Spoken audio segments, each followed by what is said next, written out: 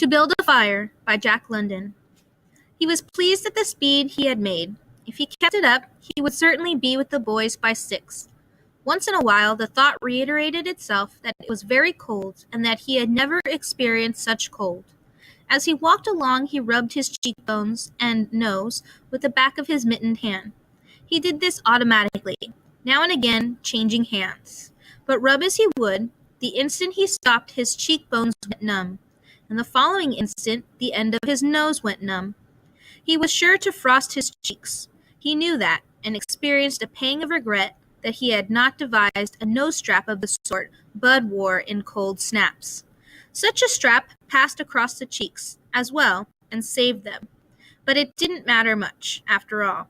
What were frosted cheeks? A bit painful, that was all. They were never serious. Empty as the man's mind was of thoughts, he was keenly observant, and he noticed the changes in the creek, the curves and bends and timber jams, and always he sharply noted where he placed his feet.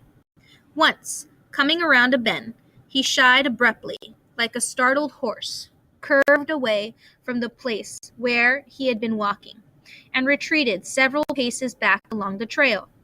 The creek, he knew, was frozen clear to the bottom. No creek could contain water in that Arctic winter. But he also knew that there were springs that bubbled out from the hillsides and ran along under the snow and on top of the ice of the creek.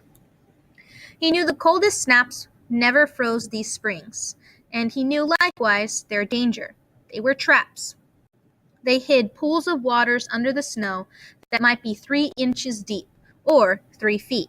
Sometimes a skin of ice half an inch thick covered them, and it in turn was covered by the snow.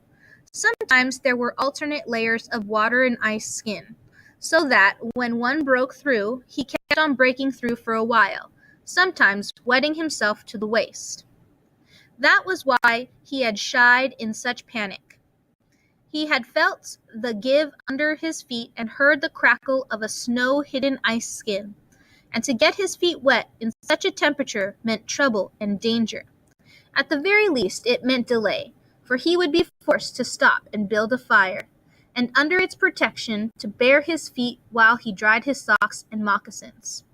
He stood and studied the creek bed and its banks and decided that the flow of water came from the right. He reflected a while, rubbing his nose and cheeks, then skirted to the left, stepping gingerly and testing the footing for each step. In the course of the next 2 hours, he came upon several similar traps. Usually, the snow above the hidden pools had a sunken, candid appearance that advertised the danger. Once again, however, he had a close call, and once suspecting danger, he compelled the dog to go in front. The dog did not want to go. It hung back until the man shoved it forward, and then it went quickly across the white, unbroken surface. Suddenly, it broke through and floundered to one side and got away to firmer footing. It had wet its forefeet and legs, and almost immediately the water that clung to it turned to ice. It made quick efforts to lick the ice off its legs, then dropped down in the snow and began to bite out the ice that had formed between the toes. This was a matter of instinct. To permit the ice to remain would mean sore feet. It did not know this. It merely obeyed the mysterious prompting that arose from the deep crypts of its being. But the man knew, having achieved a judgment on the subject, and he removed the mitten from his right hand and helped tear out the ice particles.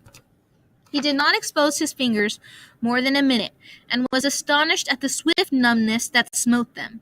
It certainly was cold. He pulled on the mitten hastily, and beat the hand savagely across his chest. At 12 o'clock the day was at its brightest, yet the sun was too far south on its winter's journey to clear the horizon. The bulge of the earth intervened between it and Henderson Creek, where the man walked under a clear sky at noon and cast no shadow. At 12:30, to the minute, he arrived at the forks of the creek. He was pleased at the speed he had made. If he kept it up, he would certainly be with the boys by 6. He unbuttoned his jacket and shirt and drew forth his lunch. The action consumed no more than a quarter of a minute. Yet in that brief moment the numbness laid hold of the exposed fingers. He did not put the mitten on, but, instead, struck the fingers a dozen sharp smashes against his leg. Then he sat down on a snow-covered log to eat. The sting that followed up the striking of his fingers against his leg ceased so quickly that he was startled. He had no chance to take a bite of biscuit. He struck the fingers repeatedly and returned them to the mitten, baring the other hand for the purpose of eating. He tried to take a mouthful, but the ice muzzle prevented. He had forgotten to build a fire and thaw out. He chuckled at his foolishness, and as he chuckled, he noted the numbness creeping into the exposed fingers. Also, he noted that the stinging which had first come to his toes when he sat down was already passing away. He wondered whether the toes were warm or numb. He moved them inside the moccasins and decided that they were numb.